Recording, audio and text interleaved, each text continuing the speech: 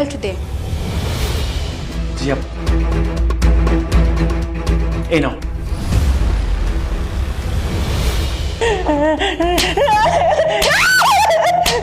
তোকে আমি শেষই করে ফেলবো, তোকে পালতে পালতে আমি পুরো শেষ হয়ে গেছি।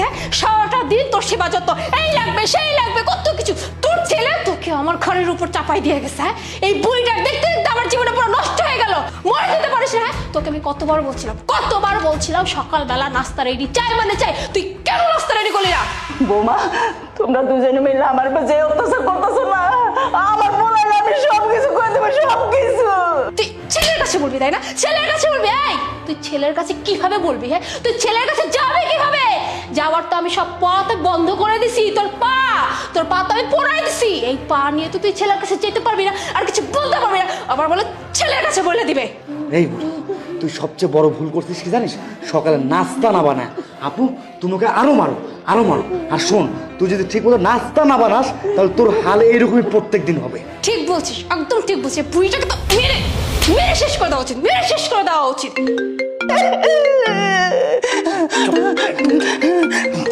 একদম চুপ।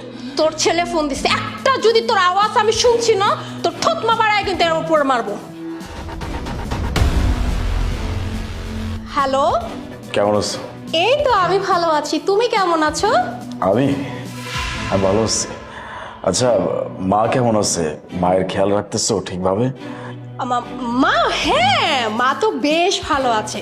আর মার খেয়াল তো আমি রাখি। মা কখন কি খাবে না খাবে, কখন গোসল করবে, কোন ওষুধ কখন খাওয়া লাগবে, সব কিছু আমি টাইম টু টাইম দেখছি। তুমি একদমই চিন্তা করো না আমাকে নিয়ে। একটু মাকে দাও না, আমার সাথে কথা বলি। মা মা ও আলিফ, হয়েছে কি, ওই যে মার প্রেশারটা না বেড়ে গিয়েছে বুঝছো। আমি কিছুক্ষণ আগেই মাকে প্রেশার ওষুধটা খাইয়ে মাকে ঘুম পাড়িয়ে দিয়েছি। আর এখন যদি আমি মার কাছে গিয়ে মাকে তুলে ফেলি তাহলে মার শরীরটা খারাপ হয়ে যাবে না। মা ঘুম থেকে উঠুক, তারপর না কথা বলে দেবো। ঠিক আছে। আচ্ছা ঠিক আছে। ও শুনুন আরিফ, একটা কথা বলছিলাম কি, মাকে তো দুদিন আগে ডক্টরের কাছে নিয়ে গেছিলাম। তো ডক্টর হচ্ছে বেশ কিছু মেডিসিন অ্যাড করেছে বুঝছো।